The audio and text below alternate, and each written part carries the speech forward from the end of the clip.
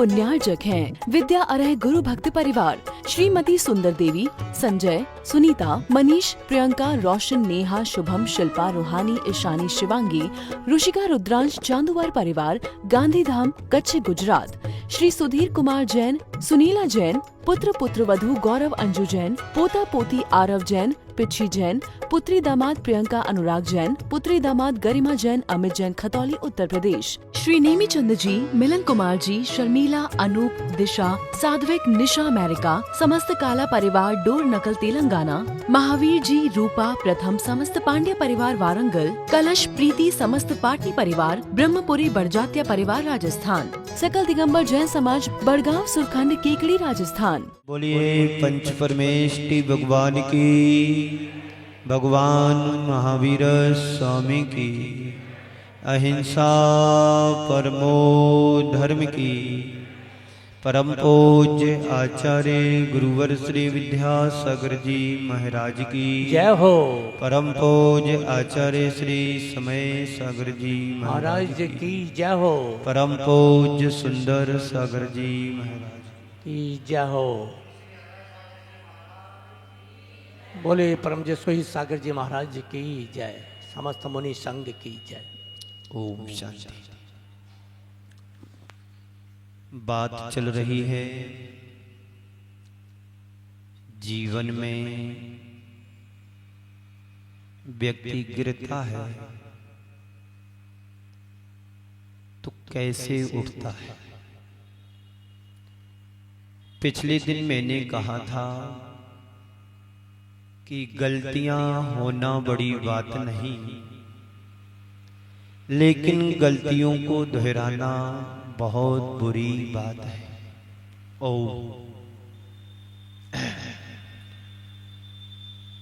हम पिछली बातों से कुछ सीख लेने का प्रयास करें। अगर गलतियों से व्यक्ति सीख लेंगे तो गलतियों को सुधारा जा सकता है और जीवन को आगे बढ़ाने का अभ्यास भी किया जा सकता है। और गलतियों से सीख नहीं लोगे तो जीवन से व्यक्ति हार भी सकता है और जीवन को एक दिन समाप्त भी कर देता है। इसलिए गलती करना नहीं और गलतियों को दोहराना नहीं। अगर गलतियां हो भी जाएं तो उनसे हमें शिक्षा लेना चाहिए। जैसा कि कल मैंने आपको कहा था कि तुम्हारे दरवाजे पर एक भिखारी आता है। भिखारी तुमसे भीख मांगने के लिए नहीं आता है, भीख के रूप में सीख देने के लिए आता है। वह आपको अपनी परिस्थितियों से अवगत करा रहा है कि मैंने कभी किसी को दान पुण्य का काम नहीं किया, भिक्षा में मैंने कभी किसी को कुछ दिया नहीं, और इतना ही नहीं, आए हुए भिखारी को मैंने उपेक्षित करके उसे भगा दिया। एक बार एक हवेली के सामने एक भीख मांगने के लिए भिखारी गया और हवेली के सामने जाकर के आवाज दे रहा है कि मां मुझे कुछ दे दो, मैं 3 दिन से भूखा हूं। मां मुझे कुछ दे दो, मैं 3 दिन से भूखा हूं। आवाज लगा रहा है पर अंदर से कुछ उसे उत्तर नहीं मिल रहा है। कई बार आवाज लगाने पर अंदर से शैतानी आती है और कहती है चल चल यहां पर कुछ नहीं है। वो दीनहीन अवस्था में याचक बनकर के याचना कर रहा है कि मां सच में मैं 3 दिन से भूखा हूं, कुछ तो मुझे दे दो। शैतानी कहती है चल चल कहा ना कि यहां पर कुछ नहीं है, चलो आगे। महानुभाव, जिस व्यक्ति के इस तरह के भाव होते हैं उनके जीवन में सब कुछ होने के बाद भी वास्तव में कुछ नहीं होता है। वो भिखारी तुमसे भिक्षा लेने के लिए नहीं आया था, वो भिखारी तुम्हारे घर पर तुम्हें एक सीख देने के लिए आया था कि मैंने किसी पर्याय में, किसी भाव में गलती की थी नहीं देने की। आज मैं दर दर का ठोकर खा रहा हूं और दर दर का भिखारी बना हूं, घर घर का भिखारी बना हूं। खिंचाव हो रहा है, आप क्या करें, है ना? सहज करो आवाज, आवाज सही है पर खिंचाव नहीं होना चाहिए। मैं क्या कह रहा था? वो भिखारी तुम्हारे दरवाजे पर इसलिए आता है कि तुम्हें शिक्षा मिले। संसार में हर व्यक्ति के जीवन में कोई ना कोई गलती अवश्य होती रहती है और गलतियां होती रहती है, लेकिन व्यक्ति गलतियों को गलती मानेगा तो उससे उसे शिक्षा भी मिल सकती है। और गलतियों को यदि व्यक्ति नजरअंदाज कर दे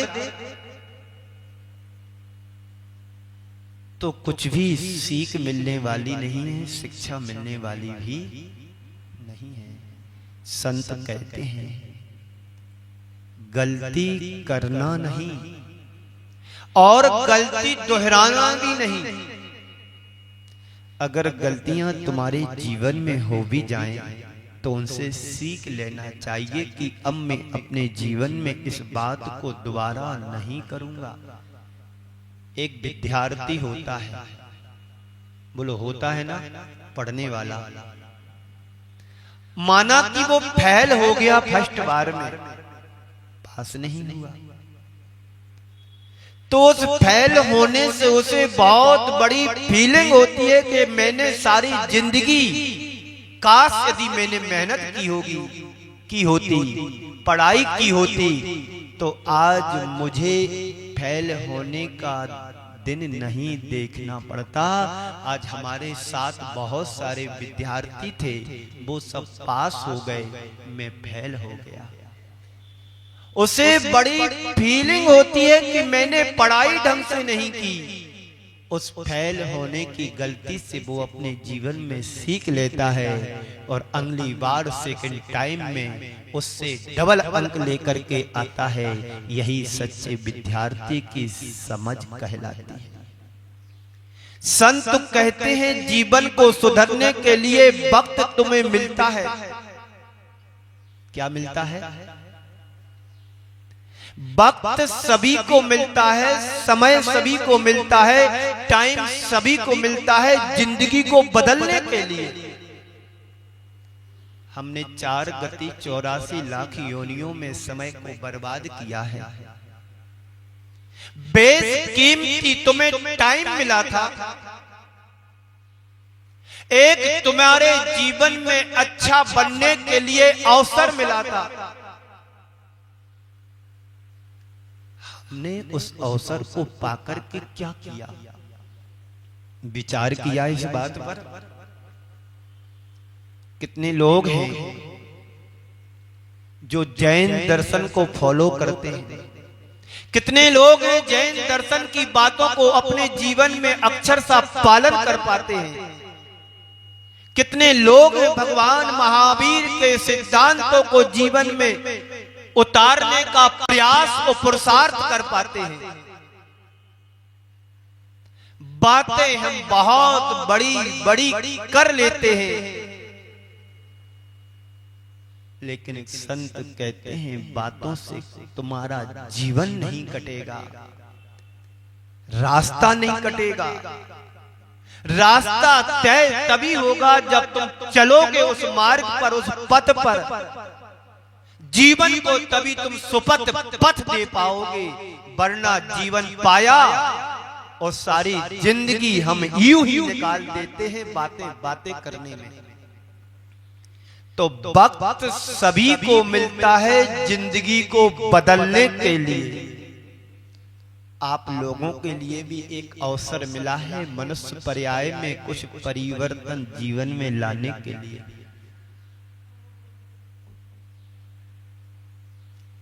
लेकिन बहुत अच्छी बात आगे कही है। क्या कह रहे हैं? लेकिन जिंदगी द्वारा नहीं मिलेगी, जिंदगी द्वारा नहीं मिलती है, वक्त को बदलने के लिए। आपको समय मिला, आज का दिन मिला, और लोगों को ध्यान में दो जो आज सुबह सूरज की किरण नहीं देख पाए, सोते सोते ही लाखों लोग चले गए। आप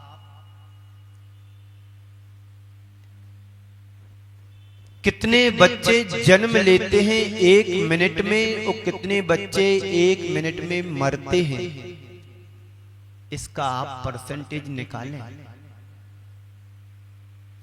1 मिनट नहीं, 1 सेकंड में 5 से 6 बच्चे 1 सेकंड में जन्म ले रहे हैं, और 4 से 5 बच्चे या कोई भी व्यक्ति मर भी रहा है।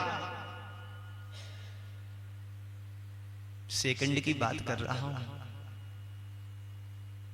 वक्त सभी को मिला था जन्म लेने का, लेकिन वक्त को बदलने के लिए द्वारा जिंदगी नहीं मिलेगी। जिंदगी एक ही बार हमें मिलती है और मिलेगी एक ही बार मिली है। अब तय तुम्हें करना है कि जीवन को कैसे बदलना है। संत कहते हैं जीवन का वर्गीकरण करो, जीवन का मूल्यांकन करो कि कितनी दुर्लभता से हमने मनुष्य पर्याय को पाया है। इस मनुष्य पर्याय की कीमत कौन समझ पाता है? वही समझ पाता है जो नरक निगोद की यात्रा को करके आज मानव जीवन को प्राप्त किया है। उसे अनुभव हो जाए, उसे जाति स्मरण हो जाए कि हमने कितनी बार नरक की यातनाओं को सहन किया, कितनी बार त्रियंच पर्याय के दुखों को सहन किया, कितने बार मनुष्य बनने के बाद भी हम कुछ नहीं कर पाए। तभी वह जाकर के अपने जीवन का वर्गीकरण कर पाएगा। संत कहते हैं कि तुम सोचो कि हम क्या कर रहे हैं और मुझे क्या करना चाहिए। विचार करो, सोचो, समझो कि एक बार मेरे जीवन में किसी गलत संगति के कारण या किसी प्रमाद के कारण गलती हो जाती है, व्यक्ति गिर जाता है। चाहे व्यापार का क्षेत्र हो, चाहे व्यवहार का क्षेत्र हो, चाहे परिवार का क्षेत्र हो, किसी भी फील्ड में व्यक्ति के द्वारा अज्ञानता बस कोई गलती हो जाती है और गिर भी जाता है। यदि समझदार व्यक्ति होता है तो उस गिरावट से अपने जीवन में सीख लेता है और संकल्प करता है कि जीवन में इस तरह की मेरे द्वारा अब कोई गलती नहीं होगी। आप लोग भी इस बात को महसूस कर रहे हो। कितनी बार जीवन में गलतियां हुई। माताएं बहनें अपने जीवन में एबॉर्शन करा लेते हैं, गर्भपात जैसी कृत्य घृणा काम करा लेते हैं। बड़े पुण्य से बालक या बालिका तुम्हारी कोख में आया जीवन, मानव जीवन को सार्थक करने के लिए, और आप अपनी थोड़ी सी स्वार्थ लिप्सा के कारण उसको गर्भपात जैसी घिनौनी कृत्य करा देते हैं। गलती नहीं है? बोलो। जब उन्हें बोध होता है, गुरु मुख से सुनते हैं, तो जाकर के चरणों में रोते हैं कि मेरे से बड़ा अपराध हो गया, मुझे क्षमा करो, प्रायश्चित दो। तब कहीं जाकर के जीवन में कुछ अच्छा होता है। एक बार यदि जीवन में गलती हो जाए तो उसे दोबारा दोहराने का प्रयत्न नहीं होना चाहिए। तो वक्त सभी को मिलता है जिंदगी को बदलने के लिए, जिंदगी में ठहराव लाने के लिए, जिंदगी में परिवर्तन लाने के लिए। लेकिन जिंदगी द्वारा व्यक्ति को नहीं मिलती है वक्त को बदलने के लिए, समय को चेंज करने के लिए। अवसर एक बार हाथ से निकल जाता है तो दोबारा आता नहीं है। दौड़ने वाले से पूछो कि एक सेकंड यदि पीछे रह जाता है तो दोबारा उसके जीवन में अवसर आता है क्या? आप फ्लाइट से विदेश की यात्रा करने के लिए जा रहे, यदि आप तय समय में आप वहां नहीं पहुंचते हो तो आपके 25-50 हजार की टिकट पानी में चली जाती है। तब पछतावा होता है कि मेरे से बहुत बड़ी गलती हो गई, नुकसान हो गया। कभी अपने जीवन के बारे में सोचा कि मैं कितनी बड़ी गलती कर रहा हूं कि मानव जीवन पाने के बाद किस दिशा में हमें पुरुषार्थ करना था और हमारी दशा अभी क्या बनी हुई है। रोज अभिषेक करने से जीवन में बदलाव नहीं आएगा, रोज भगवान की पूजन करने से जीवन में बदलाव नहीं आएगा। महाराज श्री अभी तक तो हमने यही सुना है गुरुमुख से कि पूजन करो, दान करो, पूजा करो, दान करो। बेशक तुमने सही सुना, कोई डाउट नहीं, पर ये भी तो देखो कि तुम्हें कैसे करना है। अभिषेक भी करो तो भक्ति भाव से लवलीन होकर के करो, पूजा भी भगवान की करो तो सबको समर्पित होकर के करो। मन में किंचित मात्र भी विकल्प नहीं आना चाहिए अभिषेक करते समय और पूजन पाठ करते समय। आप लोग अभिषेक भी करते, मैं रोज देखता हूं, थोड़ा सा इधर, थोड़ा सा इधर, थोड़ा सा इधर। भगवान में भी भेदभाव करते हो, क्या पुण्य मिलेगा इससे? क्यों काला जी, आप तो नहीं करते हो, आप तो खड़े रहते हो शांत, कर भी रहते हो तो पता नहीं मेरे को। मैं देखता हूं कि थोड़ा सा इस प्रतिमा पर अभिषेक किया, थोड़ा सा इस पर किया। इस अभिषेक करने से तुम्हारे जीवन में अभी तक क्या बदलाव ठहराव आया है? देखो, सोचो, विचार करो, समझो। यदि तुम सच्चे धर्मात्मा होते तो एक प्रतिमा पर दत्त चित्त होकर के अभिषेक करते और मालूम भी नहीं पड़ता कि बाजू में कौन आया कौन चला गया। मंत्रों के साथ यदि तुम मन लगा करके मंत्र के साथ यदि अभिषेक कोई भी शुभ क्रिया करते हो, निश्चित तुम्हें वांछित फल मिलेगा। इस कार्यक्रम के पुण्यार्जक थे विद्या अरह गुरु भक्त परिवार, श्रीमती सुंदर देवी, संजय, सुनीता, मनीष, प्रियंका, रोशन, नेहा, शुभम, शिल्पा, रूहानी, ईशानी, शिवांगी, ऋषिका, रुद्रांश, चांदुवार परिवार, गांधीधाम, कच्छ, गुजरात।